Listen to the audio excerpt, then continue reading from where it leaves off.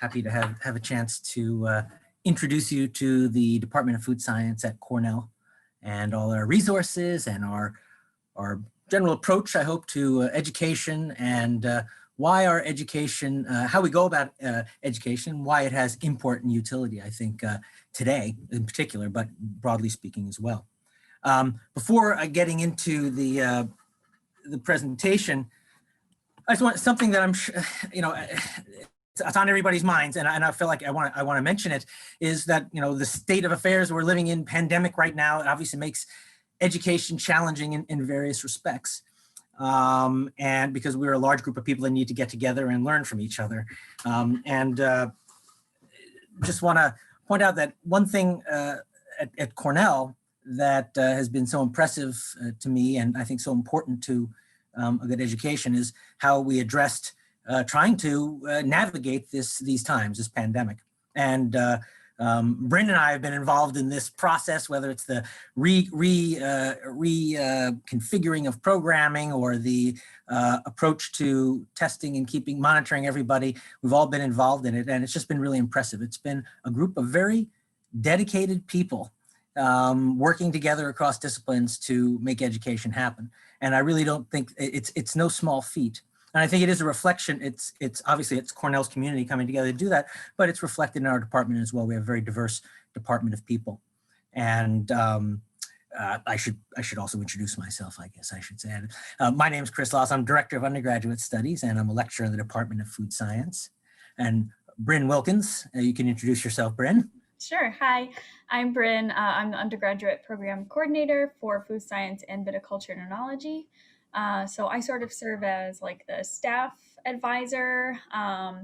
Every student in our program has both a faculty advisor and then also me as sort of the staff liaison between our department and the General College of Agriculture and Life Sciences Student Services Department. So students are well supported here by both faculty and staff. Absolutely. Bryn is your person on the inside in many ways. She knows what's going on, help you navigate, and just amazing. I'm so grateful to be able to work with you, Bryn. It's been wonderful. Bryn reflects what I wanted to mention on my first slide here. I want to talk about the curriculum and the actual physical resources, but it's the human capital and the collective sort of catalytic ideas that we have in this department, and I think the size of our department. We have a department that's fairly big that includes a variety of people from different perspectives, different countries, with different ideas, but it's small enough that we can form a real tight-knit community that really supports each other. And it's one thing I'm very happy about being here. I did my undergraduate program here, studied food science. But actually before that, I studied culinary arts. I worked in restaurants and kitchens for a while, then found my way into food science. Worked in product development, and then studied food microbiology and nutrition in graduate school. But the people here are the most amazing thing. And some departments are so massive that it's hard to find a sort of community, and some are so small that it's too small. Anyway, perfect. We're the Goldilocks size, I think, in many ways. And it's also the diversity, which I think is so important. It's an environment where there are many interesting, intelligent, curious people. And I hope you value that because I think that's what definitely gives Cornell strength and in our department as well. So I want to talk to you about the department and the sort of core curriculum, what food science is about, some of our concentrations, and of course, resources and other factors, other activities and opportunities here at Cornell and food science, generally speaking. So we have a department here in Ithaca, or a building here in Ithaca, and our department also is an hour and 10 minutes up the Finger Lakes in Geneva, where we also have a whole food research center, more focused on agricultural products and transforming them into safe and delicious foods. And then we have our Ithaca campus. We recently were renovated. I'll talk a little bit more about that. But I've been fortunate enough to experience the old building and the new building. So I really genuinely appreciate the resources that have come about as a result of this renovation. Briefly, I won't go into this in too much detail, but I do like to start off with the origins of our department. And often with science and technology, we're looking off into the horizon. What's happening next? But really, science is about starts off with the historical perspective. No matter what you're doing, if you're going to do some sort of research or understand some sort of topic, you look back and you see what the foundation of knowledge is in that. And so I would like to do the same for telling you about the food science department. We've been at this university since its origin, almost 1869. There was actually a butter lab or dairy building rather where they made processed milk and made cheeses and yogurts for the students that were here. And it sort of served as a initial node or connection between academia and industry, which is sort of maintained through, in many ways, through the evolution of the food science department now.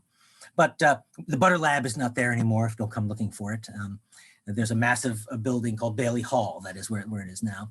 But we used to be on the main arts and science, we used to be on the arts and humanities quad, where you can find remnants of our building carved into the wall. This is around 1893, this little square here, side of the building. This is a pipette, a Pasteur pipette and a Babcock flask that were the technology of the day, which I always find amazing. This sort of little if you wander around campus, you can find these little archaeological sort of finds. Technology of the day to help determine fat and protein in our dairy products. Anyway, we had a long history starting with dairy science, evolving into food science, actually not until the 50s, but always connected to agriculture in some shape or form, and connecting agriculture to the community. If you look at it, was always very experiential and inquiry based, as I mentioned, still the case. If you look now, we have food chemistry labs, food microbiology labs, product development laboratories, product development and cooking labs that really serve as places for you to apply and understand all the basic biological, biochemical, engineering and physical principles of foods, and also what happens when we interact with foods, which is our enjoyment of food or our health and nutrition. We have our department chair is Carmen Moraro. She's a food engineer. We have an executive committee that is basically represented from people in government and industry and academia that sort of help guide and lead us in many ways. We have research and extension work, which I'll describe a little bit more later. We have dairy plants, pilot plants, sensory labs. I mentioned product development kitchen earlier, and various research and teaching labs. So we are really flush with all sorts of wonderful resources that have been renewed and have been built upon experience in education. So the vision of the food science department is to essentially to create and apply knowledge. That's research. Application is this sort of translation piece of research into something that's useful to society, which is ensuring safe, flavorful, nutritious, wholesome foods for now and the future. And more we are concerned with issues of today and tomorrow, thinking more sustainably about our food system. So the food system is a point of inquiry in our department anywhere along the food system, from the work that goes on in the fields to ensure safe foods, all the way to the products that we find in our homes when we enjoy the flavor of some sort of meal at the table. So our mission, again, is to enhance safety, quality, and to create an abundance of global food supply by educating students for leadership roles, advancing research on foods and beverages, and translating and communicating these discoveries for the benefit of all people. So again, generation and application of knowledge. And this happens through the department, through research, through education, through all of you that come to Cornell and graduate and then share your insight and perspective to enhance the food system. But we also have a network, which I should have mentioned earlier, where we're in Geneva and Ithaca, but there's also something called Cooperative Extension, Cornell Cooperative Extension, which has been around for many, many years. And it serves as a conduit for the knowledge and technology translation that goes on here at Cornell. And it's everything from making jams and jellies to making artisan ice cream to preserving your grapes and making your own wine. So there's all sorts of little extensions of Cornell out in the community in New York. I mentioned the size is sort of a sweet spot, I think, for our department in order to be large enough, but small enough that we have a tight-knit community. We have about 28 faculty, about 10 extension associates. These are people that I mentioned are out there in the community, sort of translating what's going on. We have various researchers at the postdoctorate level, graduate students, and about 121 undergrads. And Bryn, this might be an old number, so if there's something that needs, updating, let me know. But around about these numbers, yeah. And not that it matters exactly what these numbers are, but and obviously, as Bryn mentioned, a lot of support staff that are last but not least in any way. In our undergraduate program, we have a curriculum that is, well, it's approved for IFT. This is the Institute for Food Technology. This is a type of industry academic overseeing body for an aspect of our program. There are other, and of course, there are other accrediting bodies here at Cornell, like Middle States. But the focus is on chemistry, biology, math, and sort of the application of physics to understand the physical properties of foods and food engineering. But of course, you can't have food without people. So social sciences, humanities, communication, these are important as well. Specifically in food science, there's food chemistry, food microbiology. I'll talk a little bit more about how we divide this up. But it really is a very interdisciplinary field. I like to call it a transdisciplinary field. It really is, I think, genuinely one of the academic fields at Cornell that is, again, most diverse in the different subfields, and the most realistic in that when you get out there, it most reflects what goes on out there in the real world in many ways. So it's not so reductive because you have to work with so many different people. And I think that's what makes it interesting and also gives it a sort of a broad or universal utility. You can study food science and go on to many different career paths, from education to regulatory to product development to business, et cetera. So it involves chemistry, microbiology, the application of physical principles in the form of engineering and processing. And then a very interesting area, which is really biochemistry, physiology, neurobiology, psychology, is sensory science. As someone who has a culinary background, and flavor is the sort of the DNA of a chef for a restaurant and a menu. I think sensory science is really fascinating, and how we perceive all of this value addition that we do to foods, which is something that you would learn about, all the safety and quality factors that are put into place, and then how, in order to produce a food, and then how people respond to it. It's all about sensory evaluation. It's a very interesting area, and an area that is really burgeoning and emerging.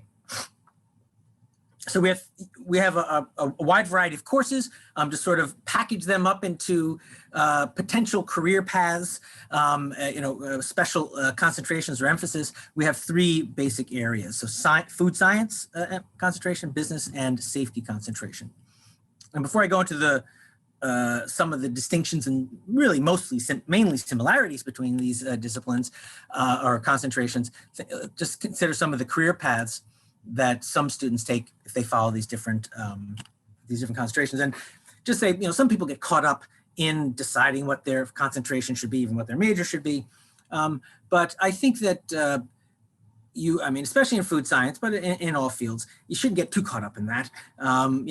Choose something that is, look at the curriculum and see what's interesting to you, and follow your own bent. I mean, there's enough variety here that I think you'll find something interesting in all of these different concentrations. And it's relatively, at least in our field, it's easy to maneuver in and out of a concentration in most cases.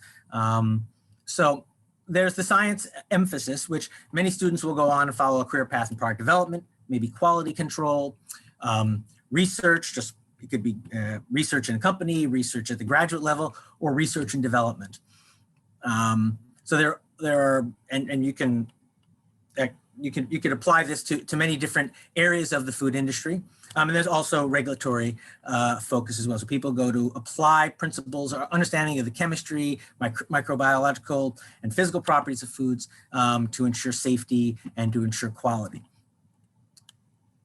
There's also the business emphasis, where Many students go on to get involved in entrepreneurship, project management, product development, finance, all sorts of areas related to business that connect that connect to the food system, whether it's large or small companies or starting up their own companies.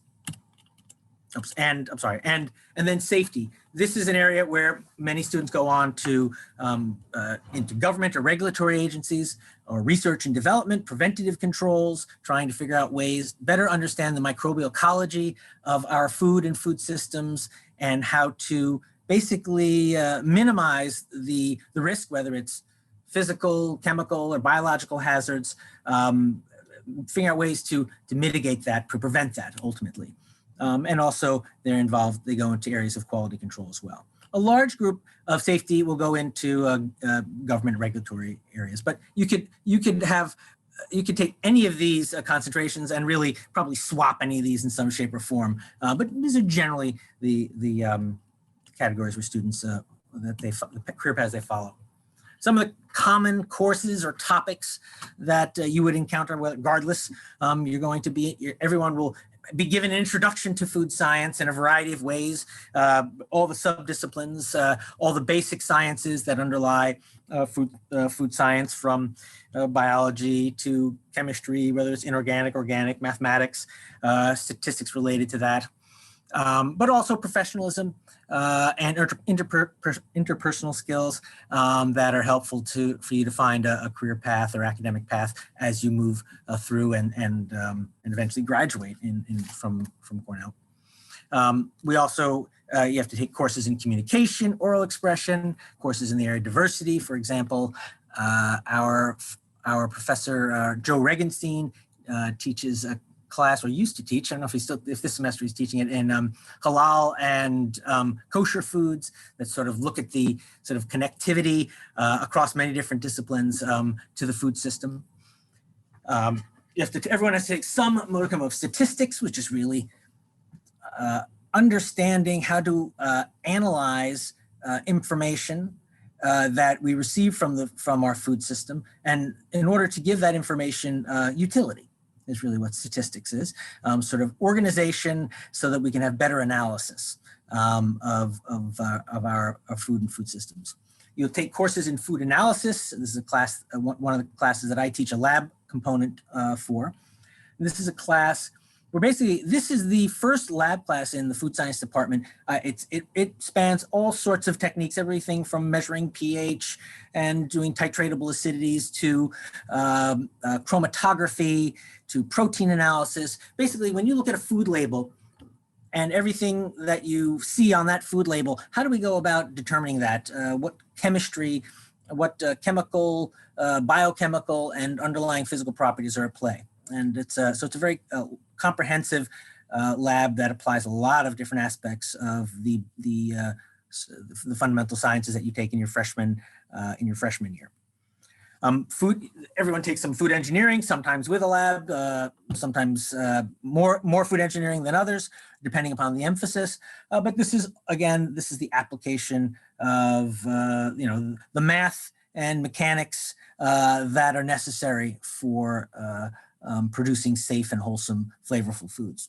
And then, of course, food microbiology, which is looking at this invisible layer of information that is all over our environment, but in particularly important in our food systems, the microorganisms that really support the food system. It's about safety, it's about quality, it's about fermentation, and it's about understanding the microbial world that we live in and how it influences our food systems. It's an area that is also, like sensory evaluation and perception, that I think is really a burgeoning area and an interesting area of study and focus.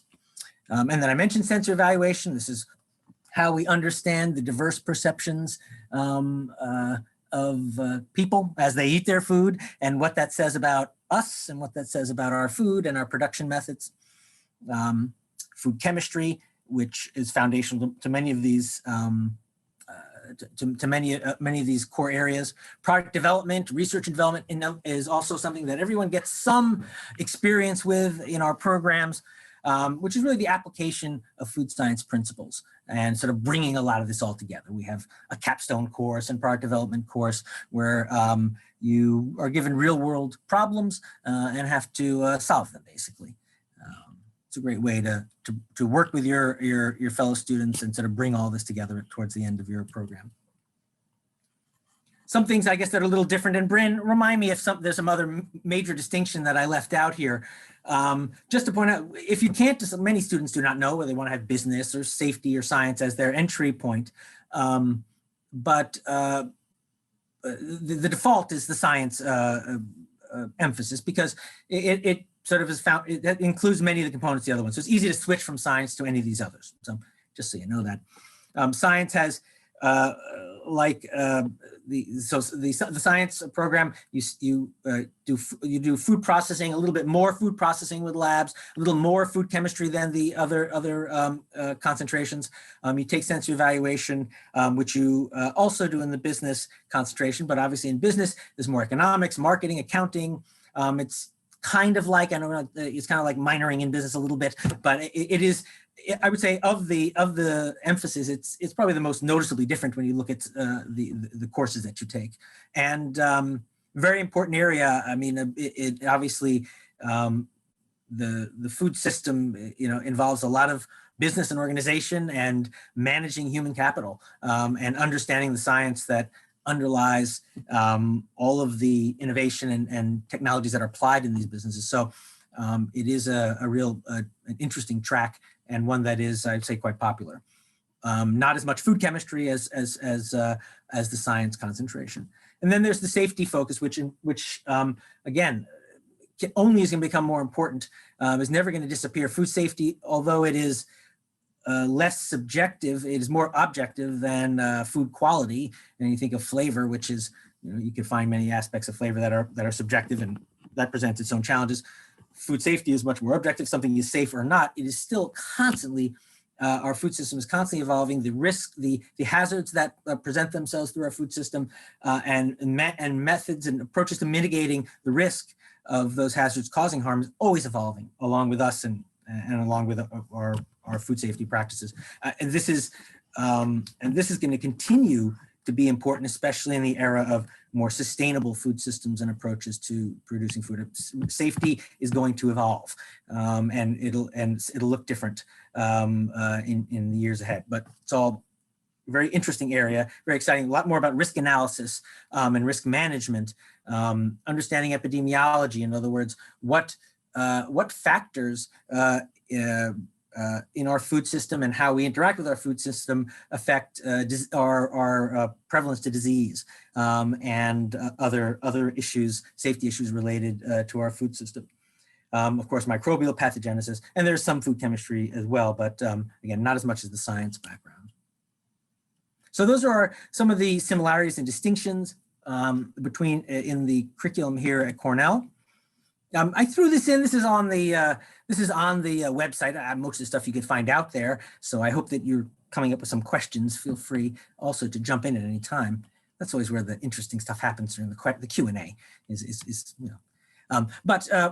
So there are the policies. I'm not going to belabor this, except just to point out that food science does not accept AP credit for biology or chemistry, and that's just something to keep in mind. It's amazing to me, the extensive AP program that is out there. When I was a student, you could take 2 or 3 maybe AP courses. Now it's really expansive, and I think it's great. It gives you a leg up when you come here. But when it comes to biology and chemistry, that's something that food science does not accept as AP credit. Although good to take, because I think it prepares you well.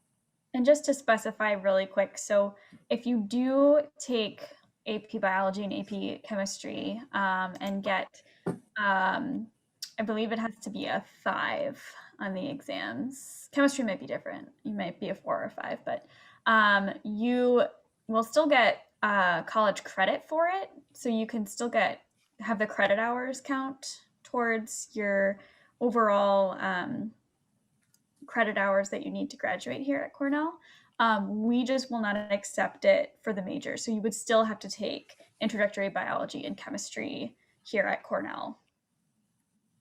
Yeah. I mean, I don't know, everyone's different, but takes a lot for chemistry to fully sink in. You know, there's many, it takes a while before you fully understand exactly where we're getting at with these otherwise sort of abstract patterns that we find in the organic world. But yeah, so these are our policies. You can look at this up.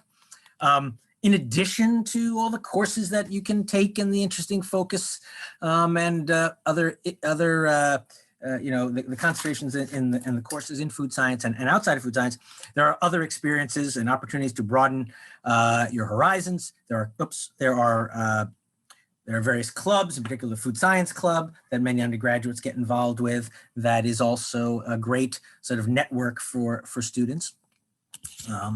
There are product development teams where students get together.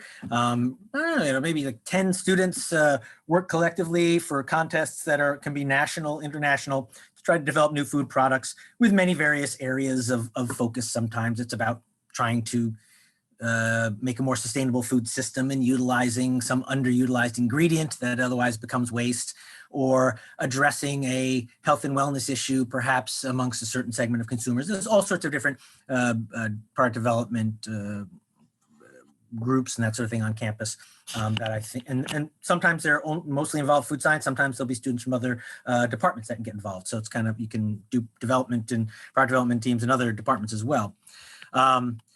Students, I would say that most food science students treat getting summer internships like a 2-credit class that they take every semester. They're constantly working towards getting internships, and I think it's a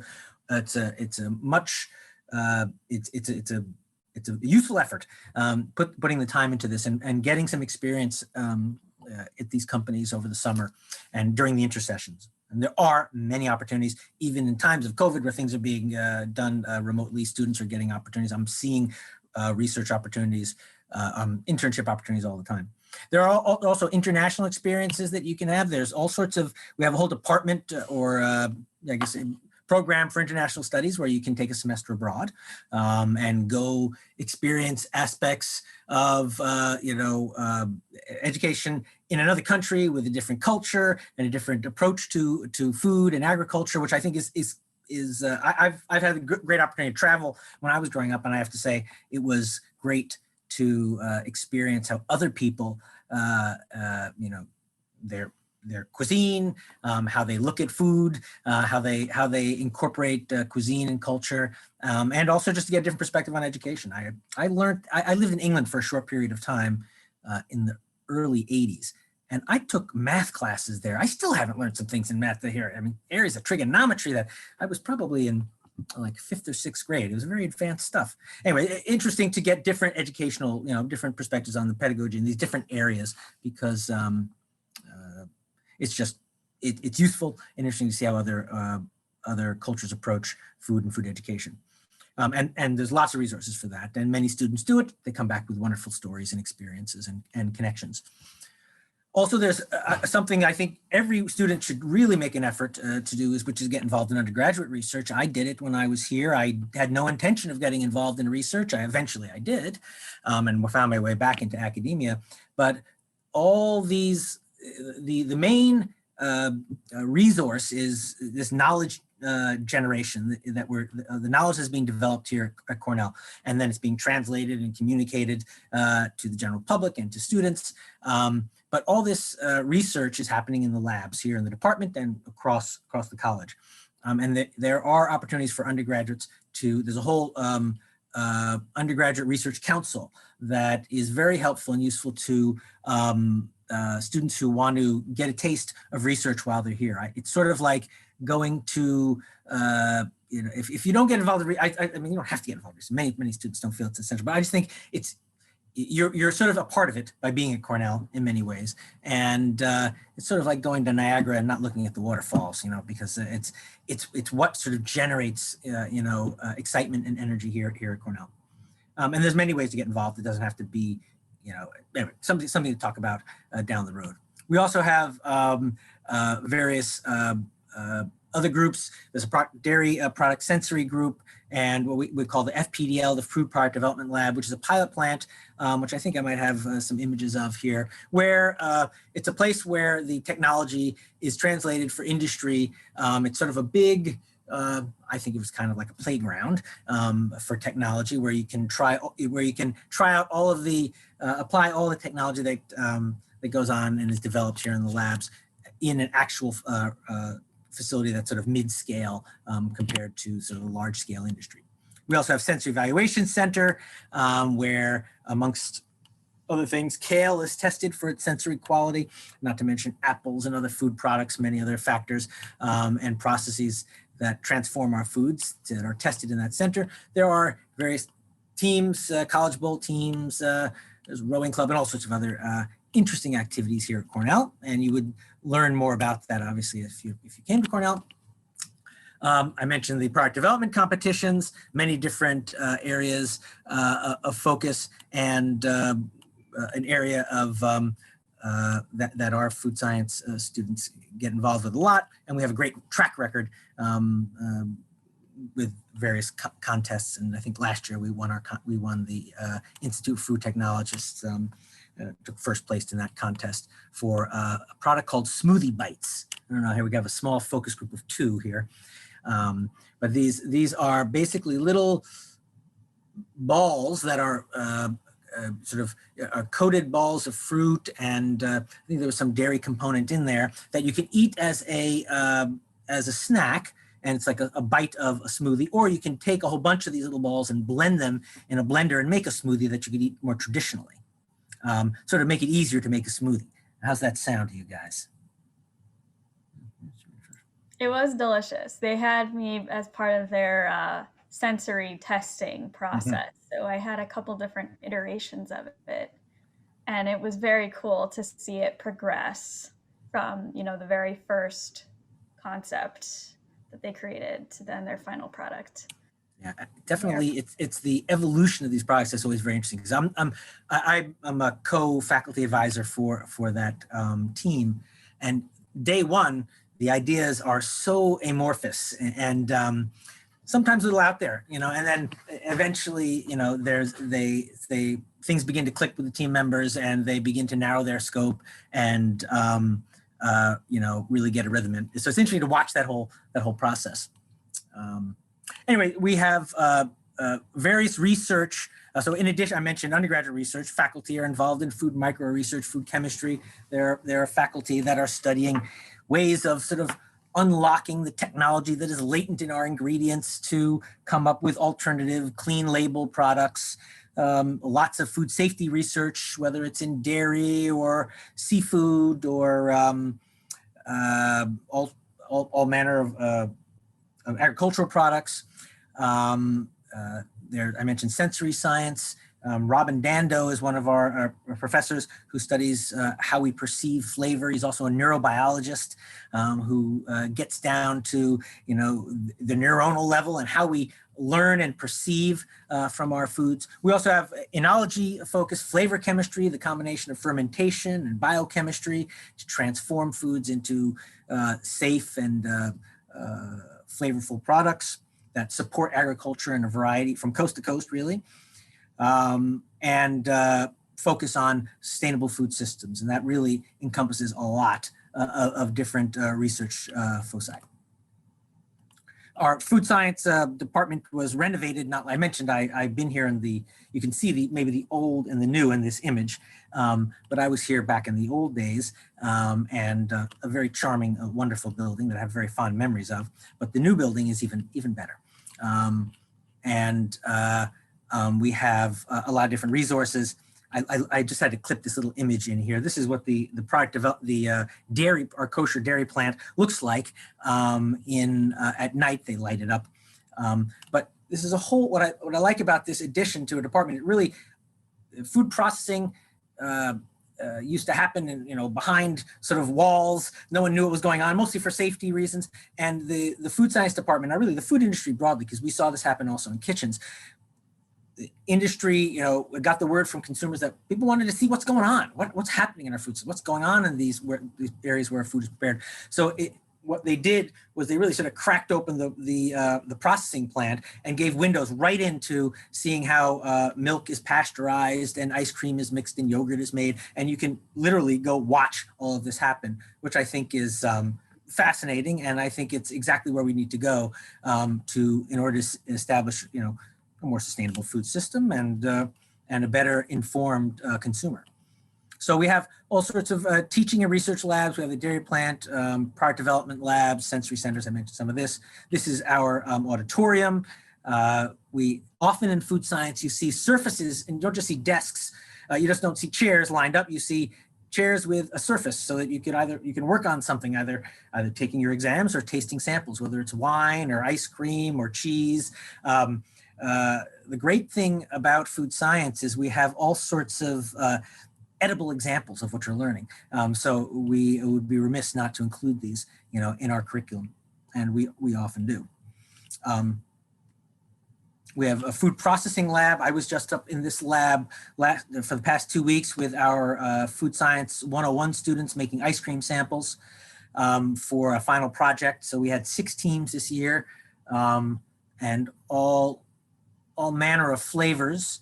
I've come to notice a pattern, and Bryn, maybe you've noticed this, because Bryn's been a judge for the class, and I'm going to be reaching out. I mentioned to serve as judge for this semester. It's the best part of my job, by far. I enjoy this. So I teach 101. We use ice cream production and technology to introduce the discipline of food science and to give you a sort of model system to see all the subdisciplines and all this. And the end product, project in the class is is making an ice cream and giving you're sort of part of a competition. If your ice cream wins, the judges give you the highest score. Then we produce the ice cream on a larger scale. Used to be done at, and it will be again someday, hopefully soon, at the end of the semester for the sort of spring fling or the end of semester party that basically happens on campus.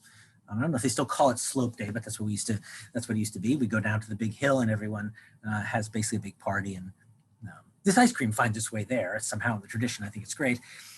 But I've noticed a pattern in the types of projects that we find.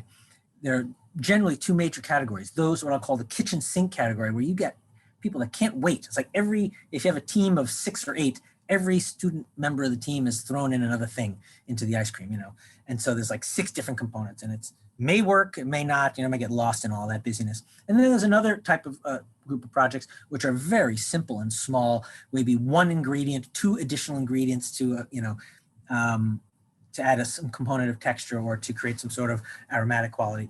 So this year there are I don't want to reveal anything, but look forward, Bryn, to some really interesting flavors of both the kitchen sink variety and the very simple.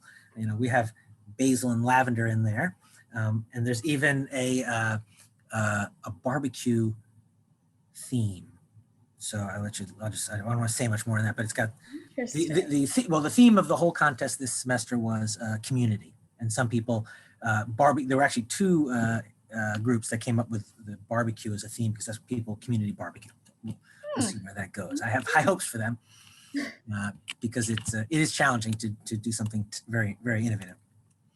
Anyway, so that food processing lab, we did a lot of work up there this past semester, and we have conference centers, which also serve as classrooms and for workshops. This is the sensory evaluation center that we have here. These are resources that I wish if I had my selfie stick, I would run around the department frantically trying to show you these areas, but this is actually not so bad. As I mentioned, being able to translate people's perceptions about food and its quality, its flavor, into something that's useful, into information, quantitative measures, there's a whole discipline called sensory evaluation. And this is sort of the laboratory of sensory evaluation, this kitchen, it says modern commercial kitchen. It's a commercial kitchen, but it has these little little hatches you can see where you pass food through, and you give people samples. Basically, people are used as the measuring instrument, a biometric of how food tastes, and taste very broadly speaking. It's all aspects of its sensory properties: appearance, its aroma, its taste, its texture, even its sound. There's many aspects to flavor. And then the picture below, the sensory booth area, you see below that, that's where the panelist or potential consumer would sit, and they receive these samples and they make note of it on a computer, and that's how you translate and convert a perception into a number. obviously a lot of statistics are involved in sensory evaluation, which I think is, and every student at Cornell comes through food science definitely studies some statistics. And then we have other rooms that we could use for focus groups, meetings, projects, and that sort of thing. Many of that, a lot of that. We have lots of different laboratories. We have research, as I mentioned, spanning areas of biophysics and computer modeling, even information science, all the way from microbiology to food engineering, figuring out ways to be more efficient in how we process foods, how to maintain safety without compromising quality. As I mentioned, sort of an overarching sort of a connector at the university, but especially in food science, is sustainability. And this is where I see it as sort of analogous to where genetics were about 20 years ago. Sustainability is bringing together different people from different disciplines, and particularly in food science, things like clean food labels. Consumers have issues with certain dyes in food, for example. How can we find other, there are researchers here in our department that are trying to find ways to find alternatives to some of these chemicals that are perceived or are do present a risk to consumers. How do we get microorganisms to produce stabilizers and gums, and how do we extract dyes safely, pigments from tomato skins, for example, rather than using red number 40, things like this. There are all sorts of research in that area and many other areas. That area is called ingredient functionality. Generally speaking, this is how I like to think about food science.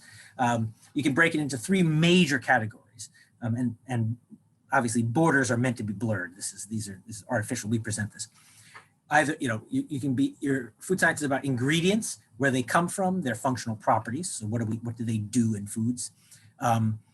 The processing and production, the tools, techniques, if you want to say traditions, depending upon how you look at it, that we use to get these ingredients to interact, to transform them, to give them sort of some functionality in a food that relates to the third aspect of our medium, which are people and what happens when we interact with food, whether it's, again, safety or quality, how we perceive all of these transformations. So generally speaking, those are the areas where a lot of research is done and where there's a lot of research that is needed. I mentioned we have this dairy kosher plant. So if you were to look in those windows that I showed you, those blue lights, which a very mystical aura to them, you would see this dairy plant. There's a lot of stainless steel and pumps and tubes. This is, there's probably half a dozen unit operations that that could be described by Dr. Rizvi and Dr. Mararu, who are our sort of lead food engineers here in the department, to describe how this is all ensuring that the milk that is being processed into cheese and yogurt and ice cream is being done safely. We also have the, as I mentioned, the product development lab. This is what I would consider, this is where we do our final project in Food Science 1101, this ice cream class. But, it's basically a living lab that you have access to all sorts of food engineering and technology expertise in these areas to help develop new food products. Generally, it's available to anybody, but in New York State in particular, it was established to help New York State industry, large and small, sort of bolster business in our state, but also to hopefully incorporate more agricultural products coming from New York State. We also have a brewing, viticulture, and enology lab. It's a pilot plant. It's actually right outside, adjacent to my office here. And basically, this is where viticulture and enology apply all their basic principles, really a combination of microbiology, biochemistry, and flavor chemistry. And processing and safety is still important as well. But it's a really, we have great facilities both here and in Geneva for viticulture and brewing. And then I mentioned Cornell Extension, Food Science Cornell Cooperative Extension is across the state. Again, providing a conduit for translating the technology and knowledge that is generated here at Cornell. Food science in particular has areas in dairy foods. We have food safety programs, good agricultural practices also as well on the farms, food entrepreneurship, kosher foods, beer, brewing, and wine. So we help the industry connected to our food systems and the food industry specifically to support them and help them stay on top of technology and regulations.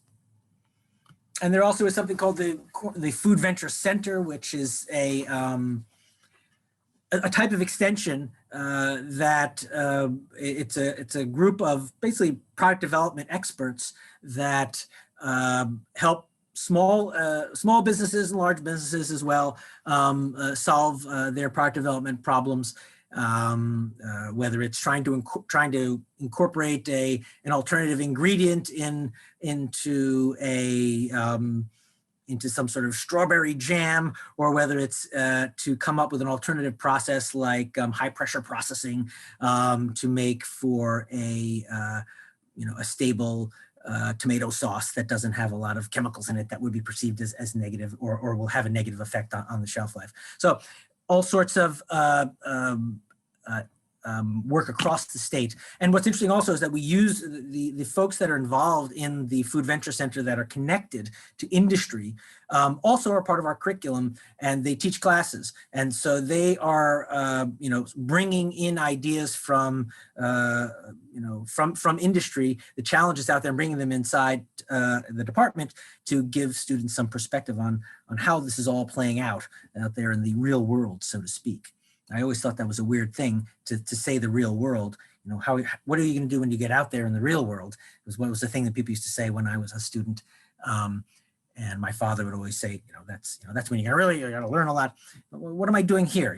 The real world is in many ways inside our department because of the way our curriculum is set up and because of the history of food science at Cornell and its connection to agriculture and the agricultural industry. So that is my presentation. This is me and Bryn here. You can contact us and you can find this information on our website.